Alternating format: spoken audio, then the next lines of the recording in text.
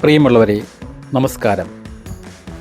ആമേറിലെ രാജകുമാരിയും ഒരു മുഗൾ ചക്രവർത്തിയും ചേർന്ന് ഒരു സാമ്രാജ്യത്തെ രൂപപ്പെടുത്തിയ ഒരു ബന്ധത്തിൻ്റെ യഥാർത്ഥ കഥയാണ് ഇന്നത്തെ വീഡിയോയിലൂടെ ഞാൻ അവതരിപ്പിക്കുന്നത്. ഇന്ത്യൻ ചരിത്രത്തിലെ ഏറ്റവും പ്രശസ്തമായ പ്രണയകഥകളിലൊന്ന് ആരംഭിക്കുന്നത് ഒരു പേരിലാണ്: ജോധാബായി. മുഗൾ അസം, ജോധ അക്ബർ തുടങ്ങിയ ചലച്ചിത്രങ്ങളിലൂടെ നമ്മുടെ മനസ്സിൽ പതിഞ്ഞ ഈ പേര് ഒരു രജപുത്ര രാജകുമാരിയുടെയും മുഗൾ ചക്രവർത്തിയുടെയും പ്രണയത്തിൻ്റെ പ്രതീകമായി മാറി.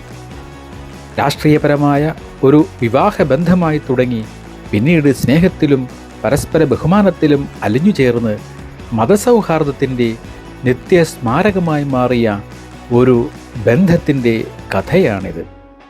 എന്നാൽ ചരിത്രത്തിൻ്റെ ഏടുകൾ മറിക്കുമ്പോൾ നാം ഒരു നിഗൂഢതയ്ക്ക് മുന്നിലെത്തുന്നു.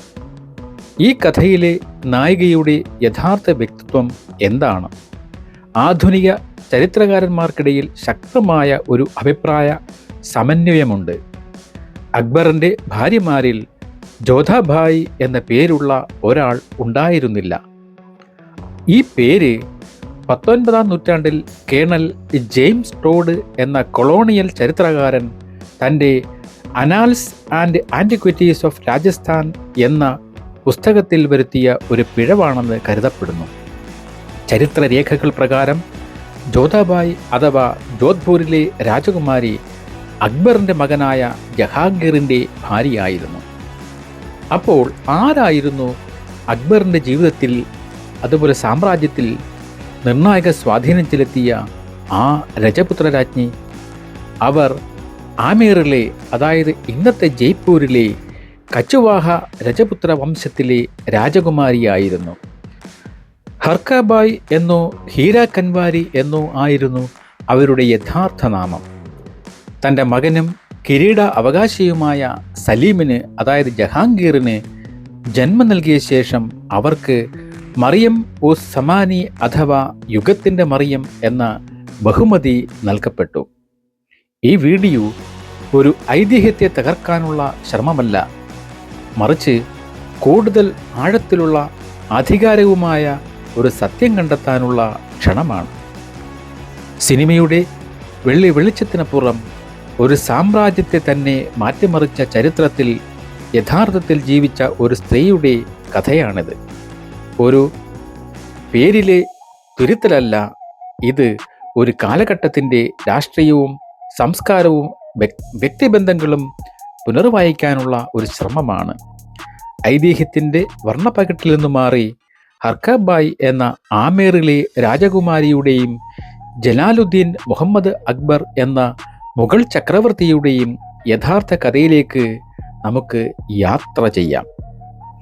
16-ാം നൂറ്റാണ്ടിൻ്റെ മധ്യത്തിൽ ഹിന്ദുസ്ഥാൻ ഒരു വലിയ രാഷ്ട്രീയ ചതുരംഗക്കളമായിരുന്നു.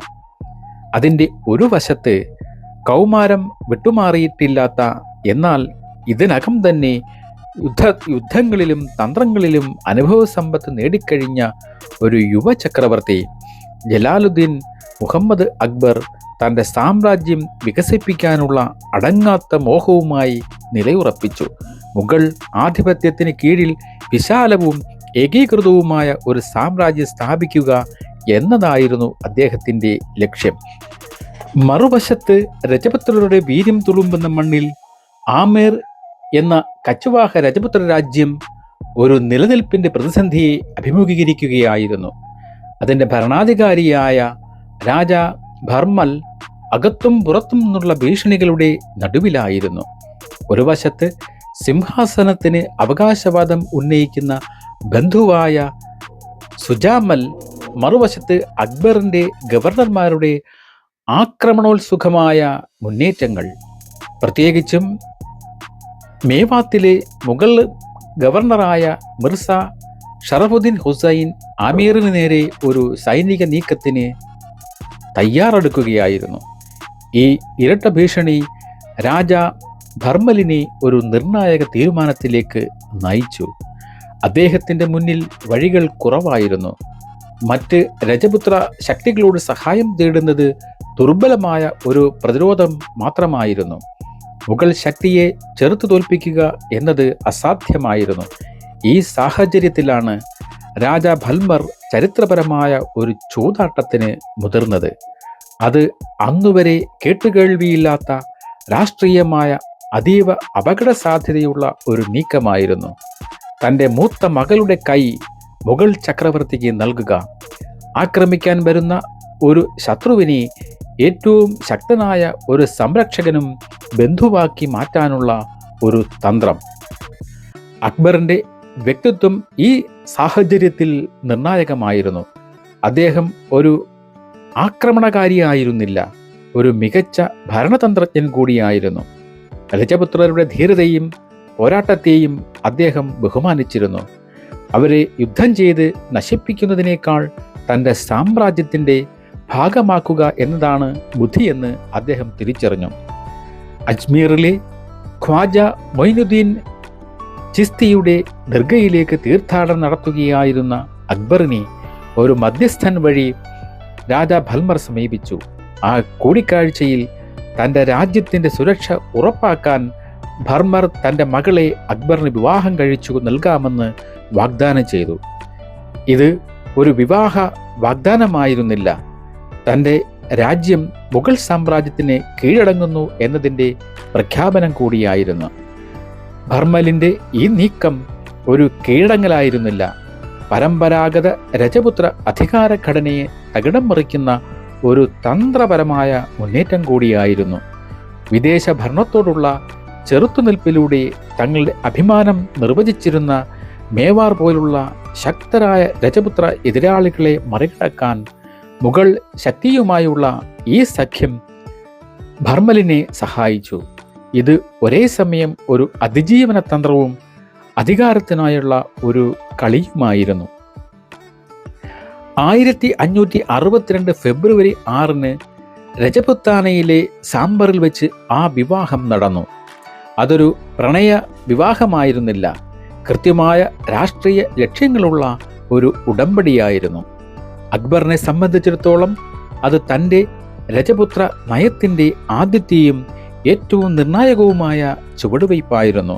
ഒരു നീണ്ട യുദ്ധമില്ലാതെ ഒരു പ്രധാന രജപുത്ര രാജ്യത്തിൻ്റെ കൂറ് ഉറപ്പാക്കാൻ ഈ വിവാഹത്തിലൂടെ അദ്ദേഹത്തിന് കഴിഞ്ഞു. എന്നാൽ ഹർക്കാബായിയെ സംബന്ധിച്ചിടത്തോളം അത് ജീവിതം മാറ്റിമറിച്ച ഒരു സംഭവമായിരുന്നു. തൻ്റെ നാടും സംസ്കാരവും മതവും ഉപേക്ഷിച്ച് തികച്ചും അപരിചിതമായ മുഗൾ അന്തഃപുരത്തിൻ്റെ ലോകത്തേക്ക് അവർ കാലെടുത്തു വെച്ചു. ഒരു കൃഷ്ണഭക്തയായിരുന്ന, കലകളിലും ഒരുപക്ഷെ വാൾപ്പയറ്റിലും പരിശീലനം നേടിയ ആ രാജകുമാരിക്ക് മുഗൾ കൊട്ടാരത്തിലെ ചിട്ടകളും നിയമങ്ങളും ഒരു പുതിയ വെല്ലുവിളിയായിരുന്നു. ഈ വിവാഹത്തിന് മുൻപ് അവർ ചില നിബന്ധനകൾ മുന്നോട്ട് വെച്ചിരിക്കാം എന്ന് കരുതപ്പെടുന്നു. അതിൽ ഏറ്റവും പ്രധാനപ്പെട്ടത് തൻ്റെ ഹിന്ദുമതം ഉപേക്ഷിക്കാൻ നിർബന്ധിക്കരുത് എന്നതായിരുന്നു. അക്ബറിൻ്റെ ഈ തീരുമാനം അക്കാലത്ത് വിപ്ലവകരമായിരുന്നു. മുൻകാലങ്ങളിൽ ഇത്തരം വിവാഹങ്ങൾ മതപരിവർത്തനത്തിൽ അവസാനിക്കുകയായിരുന്നു പതിവ്. എന്നാൽ അക്ബർ ഹർക്കാബായിക്ക് തൻ്റെ വിശ്വാസം തുടരാൻ അനുവാദം നൽകി. കൊട്ടാരത്തിനുള്ളിൽ അവർക്ക് പ്രാർത്ഥിക്കാനായി ഒരു ചെറിയ ക്ഷേത്രം പോലും പണി കഴിപ്പിച്ചു നൽകി. ഇത് ഒരു വ്യക്തിയോടുള്ള ഔദാര്യം മാത്രമായിരുന്നില്ല, മുഗൾ ഭരണത്തിൻ്റെ സ്വഭാവത്തെ തന്നെ പുനർനിർവചിക്കുന്ന ഒരു പ്രഖ്യാപനമായിരുന്നു. സാമ്രാജ്യത്തോടുള്ള കൂറാണ് പ്രധാനം, അല്ലാതെ ചക്രവർത്തിയുടെ മതമല്ല എന്നതായിരുന്നു ആ പുതിയ സന്ദേശം. ഈയൊരു നിലപാട് മറ്റ് രജപുത്ര രാജാക്കന്മാർക്ക് മുഗൾ സഖ്യത്തിലേക്ക് വരാനുള്ള വാതിൽ തുറന്നിട്ടു. കാരണം ഒരു സഖ്യം എന്നാൽ തങ്ങളുടെ സാംസ്കാരികവും മതപരവുമായ വ്യക്തിത്വം പൂർണ്ണമായും അടിയറവ് വയ്ക്കുക എന്നല്ല എന്ന് അവർക്ക് ബോധ്യമായി. എങ്കിലും ഈ സഖ്യം അക്ബറിൻ്റെ കൊട്ടാരത്തിനുള്ളിൽ എത്ര എളുപ്പത്തിൽ സ്വീകരിക്കപ്പെട്ടില്ല. ഒരു ഹിന്ദു രാജകുമാരിയെ വിവാഹം കഴിക്കുന്നതിനെതിരെ അക്ബറിൻ്റെ കുടുംബത്തിൽ നിന്നും, പ്രത്യേകിച്ച് അദ്ദേഹത്തിൻ്റെ മാതാവ് ഹമീദ ബാനു ബീഗത്തിൽ നിന്നും എതിർപ്പുകൾ ഉയർന്നു. അവർ ആ വിവാഹത്തിൽ പങ്കെടുത്തില്ല. എന്നാൽ അക്ബർ തൻ്റെ തീരുമാനത്തിൽ ഉറച്ചു നിന്നു. കാരണം ഈ വിവാഹം ഒരു വ്യക്തിപരമായ തെരഞ്ഞെടുപ്പായിരുന്നില്ല, ഒരു സാമ്രാജ്യത്തിൻ്റെ ഭാവിയെ രൂപപ്പെടുത്തുന്ന തന്ത്രപരമായ ഒരു നീക്കമായിരുന്നു. സാംബറിൽ നടന്ന ആ ചടങ്ങ് രണ്ട് വ്യക്തികളെ മാത്രമല്ല, രണ്ട് സംസ്കാരങ്ങളെയും രണ്ട് ലോകങ്ങളെയും ഒരുമിപ്പിക്കുന്നതായിരുന്നു. അതിൻ്റെ പ്രത്യാഘാതങ്ങൾ വരും വർഷങ്ങളിൽ ഹിന്ദുസ്ഥാൻ്റെ ചരിത്രഗതിയെ തന്നെ മാറ്റിമറിക്കുകയായിരുന്നു. രാഷ്ട്രീയപരമായ ഒരു ഉടമ്പടിയിൽ നിന്ന് പരസ്പര ബഹുമാനവും സ്വാധീനവുമുള്ള ഒരു പങ്കാളിത്തത്തിലേക്ക് അക്ബറിൻ്റെയും ഹർക്കാബായിയുടെയും ബന്ധം വളർന്നത് ചരിത്രത്തിലെ ശ്രദ്ധേയമായ ഒരു അധ്യായമാണ്. മുഗൾ അന്തഃപുരത്തിലെ അനേകം സ്ത്രീകളിൽ ഒരാളായി ഒതുങ്ങാതെ ഹർക്കാബായി കൊട്ടാരത്തിലെ ഒരു നിർണായക ശക്തിയായി മാറി. ഫസലിനെ പോലുള്ള ചരിത്രകാരന്മാർ അവരെ വിശേഷിപ്പിച്ചത് ബുദ്ധിമതിയും സൗമ്യയും ഉദാരമനസ്കിയുമായ ഒരു സ്ത്രീ എന്നായിരുന്നു. സുപ്രധാന കാര്യങ്ങളിൽ അക്ബർ പലപ്പോഴും അവരുടെ അഭിപ്രായങ്ങൾ തേടിയിരുന്നു. അവരുടെ സാന്നിധ്യവും അക്ബറിൻ്റെ ഏറ്റവും വിപ്ലവകരമായ ചില നയങ്ങളും തമ്മിലുള്ള ബന്ധം ചരിത്രകാരന്മാർക്ക് അവഗണിക്കാനാവില്ല. വിവാഹം കഴിഞ്ഞ് വെറും ഒരു വർഷത്തിനുള്ളിൽ 1563 അക്ബർ ഹിന്ദു തീർത്ഥാടകരുടെ മേൽ ചുമത്തിയിരുന്ന നികുതി നിർത്തലാക്കി. തൊട്ടടുത്ത വർഷം 1564 അതിലും നിർണായകമായ ഒരു തീരുമാനം വന്നു. അമുസ്ലിങ്ങളുടെ മേൽ ചുമത്തിയിരുന്ന ജസിയ എന്ന തലക്കരം അദ്ദേഹം പൂർണ്ണമായും റദ്ദാക്കി. ഹർക്കാബായിയുടെ നേരിട്ടുള്ള പ്രേരണയ്ക്ക് ഔദ്യോഗിക രേഖകളിൽ തെളിവില്ലെങ്കിലും ഈ സംഭവങ്ങളുടെ കാലഗണന യാദൃച്ഛികമായി കാണാൻ കഴിയില്ല. ഒരു ഹിന്ദു രാജ്ഞിയുടെ സാന്നിധ്യം ചക്രവർത്തിയുടെ ചിന്തകളെയും നയങ്ങളെയും സ്വാധീനിച്ചിരിക്കാനുള്ള സാധ്യത വളരെ വലുതാണ്. ഹർക്കാബായിയുടെ സ്വാധീനം കൊട്ടാരത്തിനകത്ത് മാത്രം ഒതുങ്ങി നിന്നില്ല. അവർ സാമ്പത്തികമായി സ്വതന്ത്രയും ശക്തവുമായ ഒരു സംരംഭക കൂടിയായിരുന്നു. അന്താരാഷ്ട്ര വ്യാപാരത്തിൽ ഏർപ്പെട്ടിരുന്ന കപ്പലുകൾ അവരുടെ ഉടമസ്ഥതയിലുണ്ടായിരുന്നു. ഹജ്ജ് തീർത്ഥാടകരെ കൊണ്ടുപോകുന്നതിനും സുഗന്ധ വ്യഞ്ജനങ്ങളും പട്ടും വ്യാപാരം ചെയ്യുന്നതിനും ഈ കപ്പലുകൾ ഉപയോഗിച്ചു. റഹീമി എന്നു പേരുള്ള അവരുടെ ഒരു കപ്പൽ അക്കാലത്തെ ഏറ്റവും വലിയ കപ്പലുകളിൽ ഒന്നായിരുന്നു. ഒരു രാജ്ഞിക്ക് ഇത്തരത്തിൽ സ്വന്തമായി വരുമാനവും സാമ്പത്തിക അധികാരവും ഉണ്ടായിരുന്നത് അക്കാലത്ത് അസാധാരണമായിരുന്നു. ഈ സാമ്പത്തിക ശക്തി അവർക്ക് കൊട്ടാരത്തിൽ ഒരു പ്രത്യേക സ്ഥാനവും സ്വാധീനവും നൽകി. അവർ കേവലം ചക്രവർത്തിയുടെ ഒരു ഭാര്യ എന്ന നിലയിൽ ഒതുങ്ങിയില്ല. സാമ്രാജ്യത്തിൻ്റെ സമ്പദ് വ്യവസ്ഥയിൽ പങ്കാളിത്തമുള്ള, സ്വന്തം നിലയിൽ അധികാരമുള്ള ഒരു വ്യക്തിയായി മാറി. ലാഹോറിലെ ബീഗം ഷാഫി മസ്ജിദ് പോലുള്ള നിർമ്മിതികൾക്ക് അവർ നേതൃത്വം നൽകി. ഈ സാമ്പത്തിക സ്വയം പര്യാപ്തത രാഷ്ട്രീയ കാര്യങ്ങളിൽ ഇടപെടാനും തൻ്റെ സമുദായത്തിനു വേണ്ടി വാദിക്കാനും അവർക്ക് കൂടുതൽ കരുത്ത് നൽകിയേക്കാം.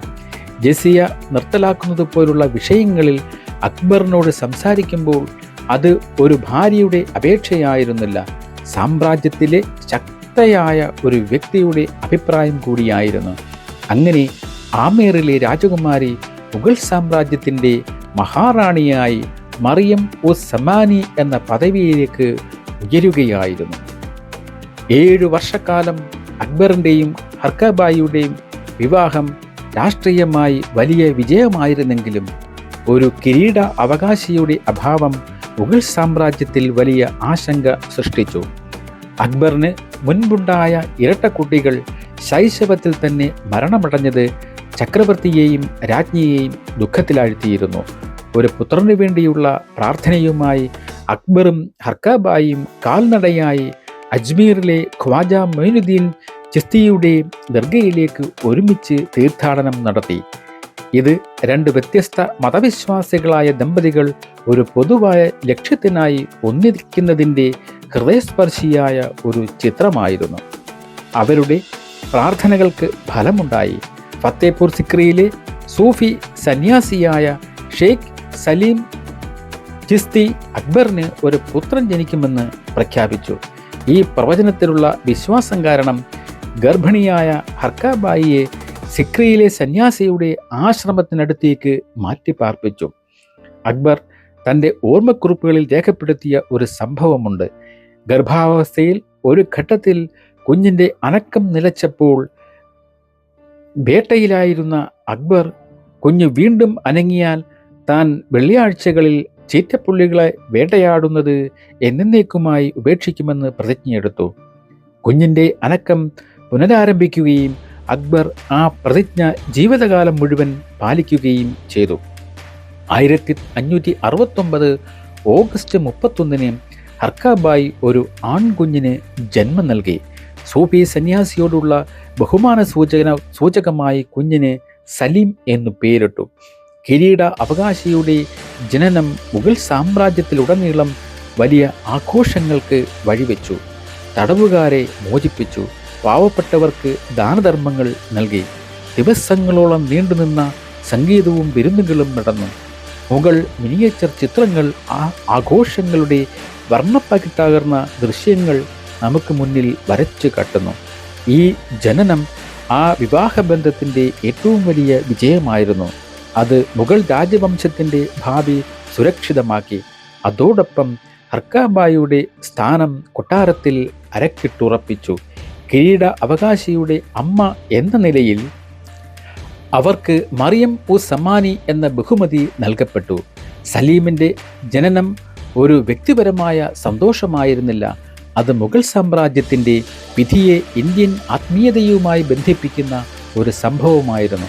ഒരു മുസ്ലിം ചക്രവർത്തി ഒരു ഹിന്ദു രാജ്ഞിയോടൊപ്പം സൂഫി സന്യാസിയുടെ അനുഗ്രഹത്തിനും ഹിന്ദു ശൈലിയിലുള്ള തീർത്ഥാടനത്തിനും പ്രാധാന്യം നൽകിയത് തൻ്റെ രാജവംശത്തിന് താൻ ഭരിക്കുന്ന മണ്ണിൻ്റെ പവിത്രമായ അംഗീകാരം നേടിക്കൊടുക്കാനുള്ള ഒരു ശ്രമം കൂടിയായിരുന്നു. സൈനിക വിജയം കൊണ്ട് മാത്രം നേടാനാവാത്ത ഒരുതരം നിയമസാധുത ഈ ജനനത്തിലൂടെ അക്ബർ തൻ്റെ സാമ്രാജ്യത്തിന് നൽകുകയായിരുന്നു. അക്ബറും ഹർക്കാബായും തമ്മിലുള്ള വിവാഹം ഒരു ഒറ്റപ്പെട്ട സംഭവമായിരുന്നില്ല, ഒരു പുതിയ യുഗത്തിൻ്റെ തുടക്കമായിരുന്നു. ഈ ബന്ധം അക്ബറിൻ്റെ രജപുത്ര നയത്തിൻ്റെ അടിസ്ഥാന ശിലയായി മാറി. അമീറുമായുള്ള വിജയകരമായ സഖ്യം മറ്റ് രജപുത്ര രാജ്യങ്ങൾക്ക് ഒരു മാതൃകയായി. തുടർന്നു വന്ന വർഷങ്ങളിൽ ബിക്കാനീർ, ജയ്സാൽമീർ, മാർവാർ തുടങ്ങിയ ശക്തരായ രജപുത്ര രാജ്യങ്ങൾ മുഗൾ സാമ്രാജ്യവുമായി വിവാഹ ബന്ധങ്ങളിലും സൈനിക സഖ്യങ്ങളിലും ഏർപ്പെട്ടു. ഇത് മുഗൾ സാമ്രാജ്യത്തിന് രാഷ്ട്രീയ സ്ഥിരത മാത്രമല്ല, രജപുത്രരുടെ പോരാട്ടവീര്യം കൂടിയാണ് നൽകിയത്. രജപുത്ര സൈനികർ മുഗൾ സൈന്യത്തിൻ്റെ വാളായി മാറി. സാമ്രാജ്യത്തിൻ്റെ അതിരുകൾ വികസിപ്പിക്കുന്നതിൽ നിർണായക പങ്ക് വഹിച്ചു. ഈ സഖ്യം ഒരു രാഷ്ട്രീയ തലത്തിൽ ഒതുങ്ങുന്നില്ല. അക്ബർ തൻ്റെ ആമീറിലെ ബന്ധുക്കളായി വളരെ അടുത്ത വ്യക്തിബന്ധം പുലർത്തി. ഹർക്കാബായിയുടെ സഹോദരൻ ഭഗവൻ ദാസിനെയും അദ്ദേഹത്തിൻ്റെ പുത്രൻ മാൻസിംഗിനെയും മുഗൾ ഭരണത്തിലെ ഏറ്റവും ഉയർന്ന പദവികളിലേക്ക് ഉയർത്തി. മറ്റൊരു ആമീർ രാജകുമാരിയുടെ വിവാഹം സ്വന്തം മകളുടെ വിവാഹം പോലെ അക്ബർ തന്നെ മുൻകൈയെടുത്ത് നടത്തിയെന്നത് ഈ ബന്ധത്തിൻ്റെ ആഴം വ്യക്തമാക്കുന്നു. എങ്കിലും എല്ലാ രജപുത്രരും ഈ സഖ്യത്തെ അംഗീകരിച്ചില്ല.